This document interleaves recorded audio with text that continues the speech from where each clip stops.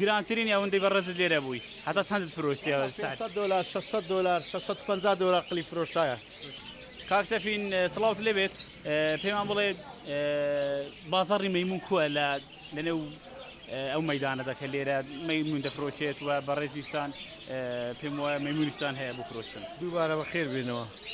بەخوای بازار دەبینێ دێتەوە سەر ئەو ظروف و وەزع و بەڕک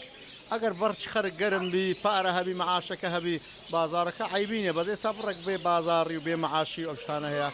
مشتری خۆی هەیەوانە خاص ئەو پێتم گۆ احتیادی خەرگ مەزرعی هەیە دەکڕی هەیە لە مارە بەخێو دەکاتن احتیادیە. مەیمون کێ زیاتر دەیکردن کێ زیاتر حەزی لێیە؟ خی ئافرەت عەزی لێیە پیا و عەزی لێ فەرقی نییە. بەڵام بەگشتی بە خودای ئافرەت زۆر جار داوای کردیا کڕیتی پیا و کردی فەرقی نێ لەکنەمە هەموو چین و توێژێک دەکڕێ ئافرەت و پیا و احتیادیە. ئەو مەیمونە تەمەنی ماگونی وەک دەبی گچکەیە زۆر گچکەیە جارێ چێندەری ئەو مەیمونە ئەوانە زۆربیان هندی ناوانە سیفاتێکیان هەیە ئەو مەیمونە هەندیانە ئیسفادا یان سیفەت بەس هیوایەتە هیچ سوودەکە چی عەزە ئارەزووە ئەگەناوە چیەوە بە تقریبان $500 کاکە ئەوە خۆ گۆلەک نییە گۆشتی بخۆی یان شیری لێ بگری بەس حەز و ئارەزووە پشیلە چی ئیسفادەی هەیە بەس خۆشیە عەزە ئەنە دەڵێم وەکو سیفاتەکانیان چەند تایبەتمەندی وەم زانەوە ئیسفادەی بەرێ بە قورئان تایبەتمەندی ماڵی دەبی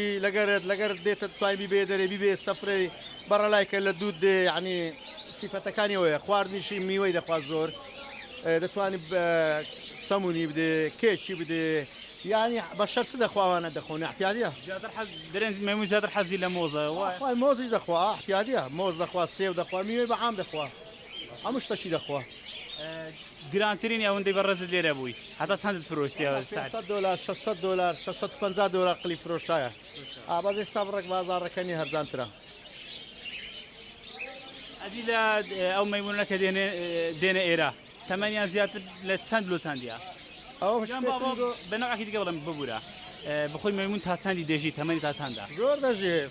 من بەخۆم لەکردم بۆ 600 700 لەکردم بووە ئیدی دەژی زۆر دەژیتن ئەو 20 تا 25 سێ یعنی ئەمە یعنی ئەوەمان نەکرێ برین ئەوەندە سارە لە دیاری بووینە بزانین چەند دەژی بەس زۆر دەژیاویش احتیادیە بەخۆ چەند ساڵە مەیمونی دەفرۆشی ئەمەوە 20 سال دەبی لێرەمە کاکە لەناو خۆماندا لەناو کوردەوەریەکەیان با بڵێن بە شێوە گشتەکەی زۆر دارەکە کەسێک ناشری می پێی دەڵێن وەکو مەیمونی ئەوجا وەیە قسانە بەس مەیمون زۆر خۆشەویستە ناو خەڵک دێ بە پارەی خۆی مەیمونی دەکڕی کاکە مەیمون ئەگەر شتێکی غەریب و عەندیکە جوان نەبی خەرک نایکڕی شتەکە جوان خۆشە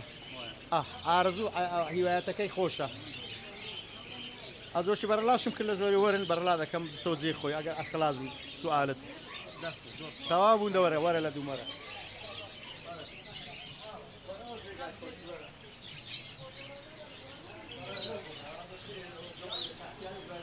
خۆی